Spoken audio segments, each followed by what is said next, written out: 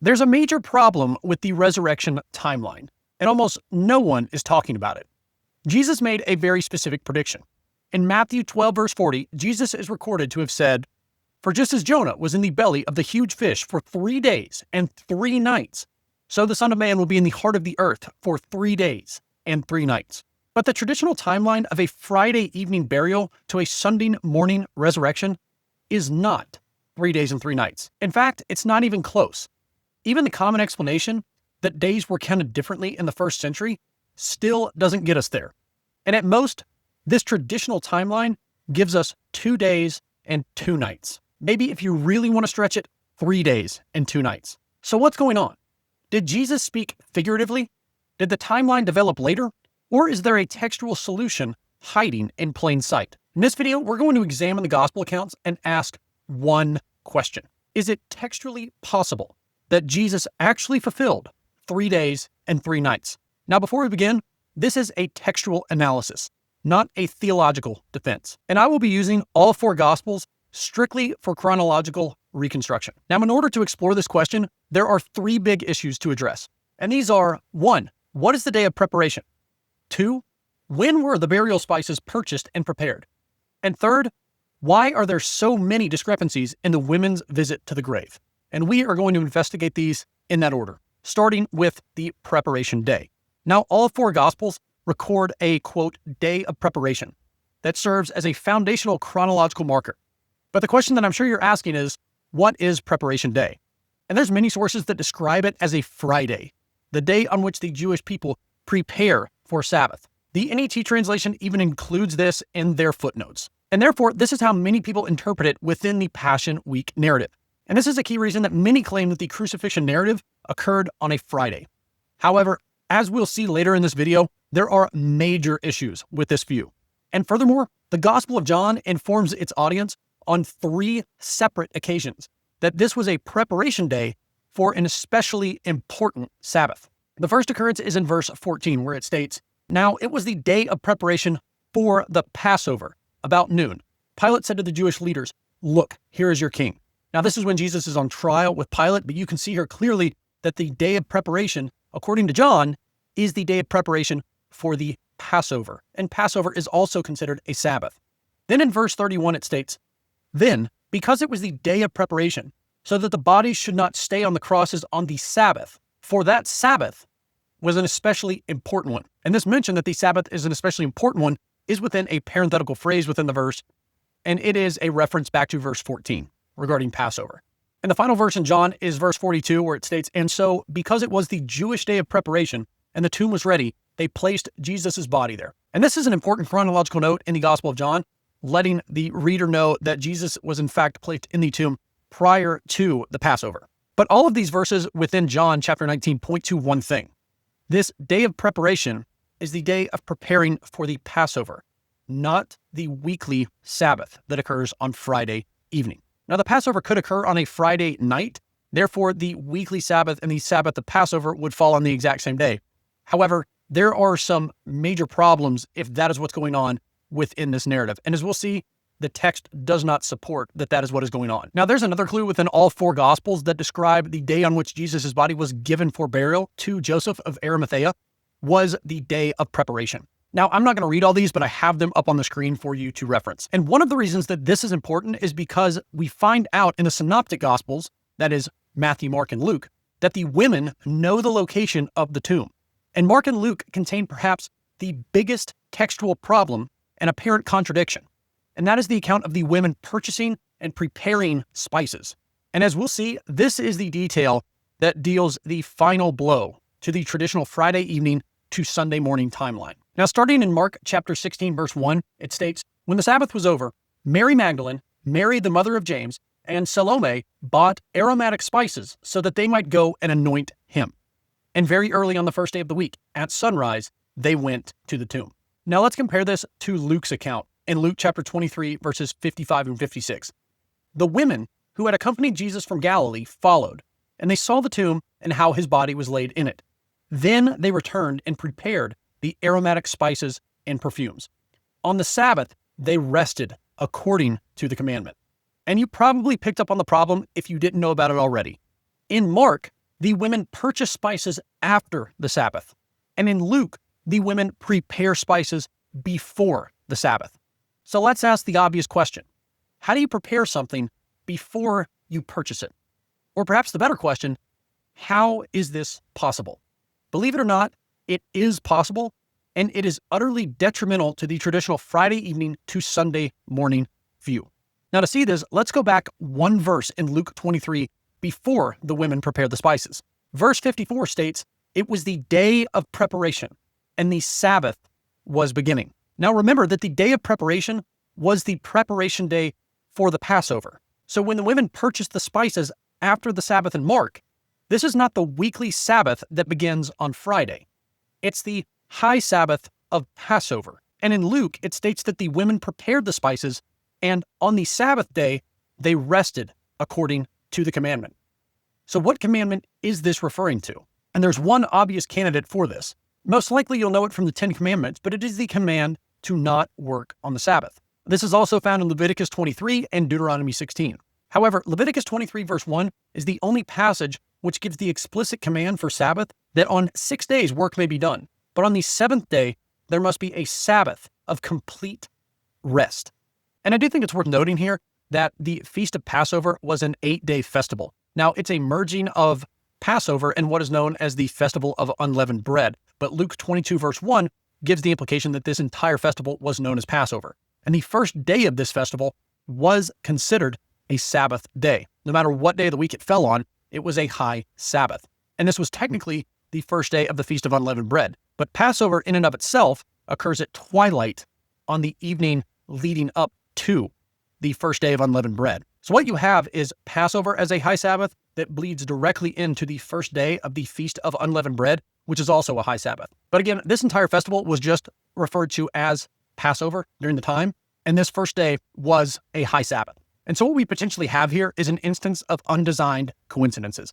And yes, I understand that this term as of late has some theological baggage that is attached to it, but I'm not intending to use it in this way. So within this scenario that I'm laying out, Mark is describing the women purchasing spices the day after the first day of the Passover festival, which is a high Sabbath. So it's the day after that high Sabbath. Then Luke has the women preparing the spices and then describes the women resting on the weekly Sabbath that follows. And Jesus would have been placed in the tomb on the day of preparation for the Passover. And so therefore what we have here are 2 Sabbath days with a full day of spice preparation in between. And it is literally impossible to fit these 2 Sabbath days with a complete day in between them within a Friday evening to Sunday morning time frame. It simply fails. Now, I do want to address the number of women at the tomb because there is another major potential discrepancy or discrepancies there as well. But first, I want to illustrate this timeline that I've just gone through, this 2 Sabbaths with a day in between, from the Gospel of Mark. Because this full 3-day and 3-night time frame from the spices is textually possible following Mark's account of the Last Supper through resurrection morning. And I'm sure many of you are also wondering, and may already be in the comments section lighting it up, on how there are 2 separate Sabbath days rather than the Passover simply falling on the weekly Sabbath. Now, this is where Mark's chronology comes into play, because there are details within Mark's account that indicate that the Passover was potentially on a Wednesday evening, which means the day of preparation would have been Wednesday. Thus, Jesus' crucifixion would have occurred on that day. And we're going to begin the chronology in Mark in chapter 14, verse 12. And this is just establishing the setting that it's the first day of unleavened bread when the lambs were sacrificed. You may already be thinking that we're a day ahead of ourselves, but this will all make sense as we progress throughout Mark's account. Now, first and foremost, because Passover was a pilgrimage festival, there were tens of thousands. Josephus even claimed that approximately 2.7 million people were present for Passover in Jerusalem around 66 AD. Although New Testament scholars today regard the historical reliability of this as faulty, noting that it was likely highly exaggerated. But the point is, Jerusalem is very crowded, and each family has to have their own lamb to sacrifice. So there are some historical sources and authors that have written on the fact that the beginning of the sacrificing of the animals could start over a day in advance due to the large number of people and the need for everybody to have a lamb sacrificed by Passover. But if we continue reading in Mark's gospel, what we find is that Jesus' disciples are asking Jesus where he wants them to prepare the Passover meal for them. And Jesus gives them very specific instructions. Verse 13 states that he, being Jesus, sent 2 of his disciples and told them, "Go into the city, and a man carrying a jar of water will meet you. Follow him." And then ultimately the house that he goes to, that is where Jesus tells them a few verses later to make preparations for us there. This is an incredibly important contextual clue for a very specific view on who this man was. Now, this is not the majority view. However, it is a view held by a certain number of New Testament scholars. And that is that this man carrying the jar of water was an Essene. And I'm not going to give a whole history of the Essenes here, but the reason that this is important is because the Essenes had a very specific calendar. And in fact, you can read about it in books such as this on the Dead Sea Scrolls. And the Essenes' calendar was a calendar in which Passover always occurred on a Tuesday. So one thing that we can potentially pull from Mark's account is that Jesus and his disciples in Mark eat an Essene Passover in the home of an Essene person on that evening. And Mark 14:26 is also a subtle clue that this was in fact a Passover meal, because it describes Jesus and the disciples after the breaking of the bread and drinking of the wine, or the Last Supper meal, as singing hymns and then going to the Mount of Olives. And singing hymns was something that was done during Passover. And there are details in other gospel accounts as well that provide similar clues regarding the Last Supper being a Passover meal. There's the dipping in the bowl in Matthew, and then the taking the cup after supper in Luke. In Passover, there are multiple cups, and the third cup, which is not the last cup, is taken after supper. Now, Mark 14:26 through 15:20 tells of Judas's betrayal in Gethsemane and Jesus' arrest, his trial by the Sanhedrin, Peter's denial, and Jesus' trial before Pilate, and the command to crucify Jesus. Now, the trial of the Sanhedrin is another major clue that Jesus was eating an Essene Passover, because had this been the actual Passover, the high Sabbath would have begun that night, and the Sanhedrin would not have met on a high Sabbath for the trial of Jesus. But there's another clue, because we've already seen that all 4 Gospels establish the, quote, day of preparation as the day of preparing the Passover. In Mark's Gospel, Jesus breathed his last on the cross in chapter 15, verse 37. And 5 verses later, Mark 15:42 states, "Now when evening had already come, since it was the day of preparation, that is, the day before the Sabbath, Joseph of Arimathea, a highly regarded member of the council, who was himself looking forward to the kingdom of God, went boldly to Pilate and asked for the body of Jesus. Pilate was surprised that he was already dead." So the chronology at this point is that an Essene Passover for the Last Supper with the disciples on Tuesday evening occurred. And then the next day on Wednesday, Jesus is crucified and breathes his last. Therefore, the day of preparation for the Passover is Wednesday, which means Passover is on Wednesday evening. And this means that Wednesday evening to Thursday evening, that period of time where it becomes dark, that is the marking of the new day, and it goes back to Genesis chapter 1, evening then morning, day 1, day 2, day 3, etc.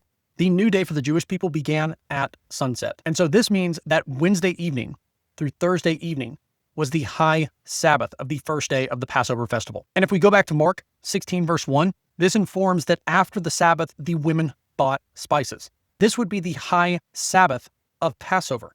Again, Wednesday evening to Thursday evening. So this means that the women would have purchased these spices between the Thursday evening and Friday evening, what we would call Friday. And if we shift back to Luke chapter 23, verses 54 and 56, it states that it was the day of preparation and the Sabbath was beginning.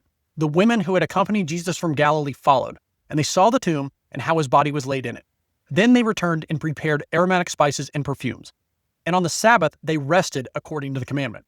And as has already been mentioned, this would have been the weekly Sabbath, that Friday evening to Saturday evening. Now, I do want to acknowledge that this does read that perhaps the women prepared these spices on the day of preparation. However, I don't necessarily think that we need to read it that way for 2 reasons. And one reason is one that I'll touch more on here momentarily, but that is that the burial of Jesus was rushed. They wanted to get Jesus' body off the cross, according to the gospel accounts when Joseph of Arimathea comes to get the body of Jesus. However, as noted by numerous well-known New Testament scholars, the preparation of burial spices took time. It wasn't something that you rushed, and it was something that was ritualistic. So therefore, it seems unlikely that they would have rushed doing this on the Sabbath. And then again, according to Mark's account, the women did not purchase these spices until after a Sabbath. And again, this simply reiterates that the preparation of these spices would have been Thursday evening to Friday evening. So in Mark, this provides a burial timeline of Wednesday evening to Saturday evening. This is 3 days and 3 nights.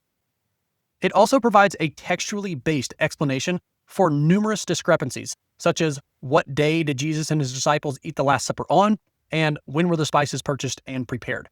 Additionally, in doing so, it also exposes the textual flaws of the traditional Friday evening to Sunday morning view. Now, there is one more issue that we need to address, and that is the one with the most discrepancies. It's the number of women at the tomb on resurrection morning.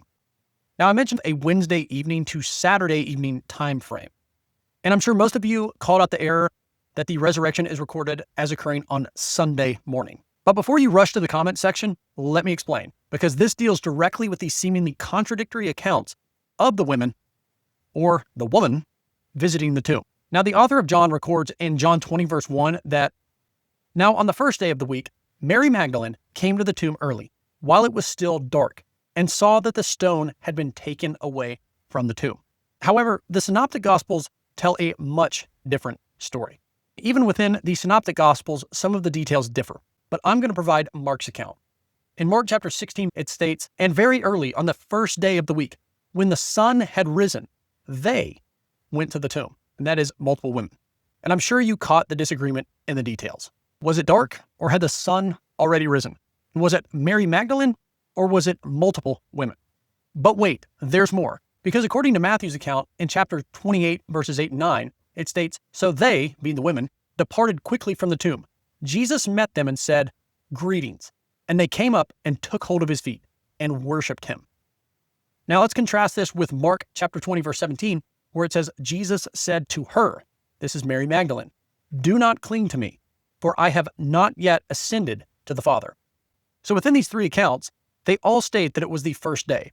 However, John states that it was Mary Magdalene, whereas Matthew and Mark state that it was multiple women. In John, it is dark. In Mark, the sun had risen.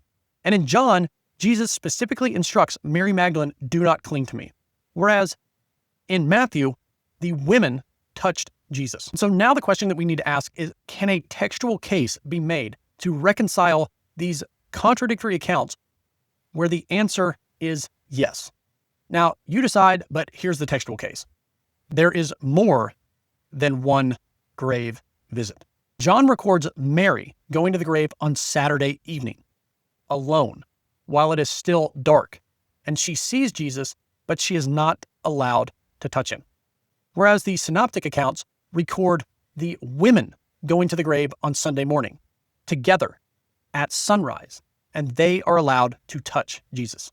Now, if you recall back to earlier when we were going through some chronology, the evening marks the new day in Jewish reckoning. And so Saturday evening, after the sun goes down, is the start of the first day of the week. And Sunday morning, after the sun had risen, is still the first day of the week.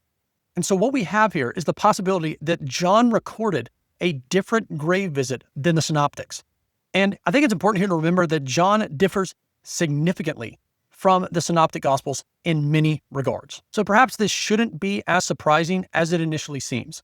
And this also means that these two grave visits may have occurred up to 12 hours apart, if we account for the time of dark to light. Now, I fully understand this video didn't cover every single detail of the Passion Week or the death, burial, and resurrection, but that wasn't the point. The purpose was to answer the question of whether or not there is a textual case for Jesus being in the grave for 3 days and 3 nights, according to his own words in Matthew 12, verse 40. Now, I fully understand that there are discrepancies, such as the number of angels, which, in all likelihood, is simply a discrepancy between various narratives.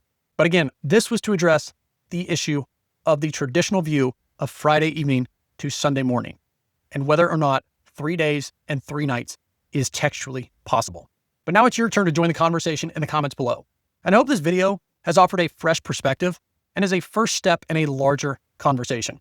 But in the meantime, you can check out this video that YouTube has picked out just for you. And if mythology is your thing, you can check out these playlists that are packed with biblical mythology. And I will see you on the next one. Thank you so much.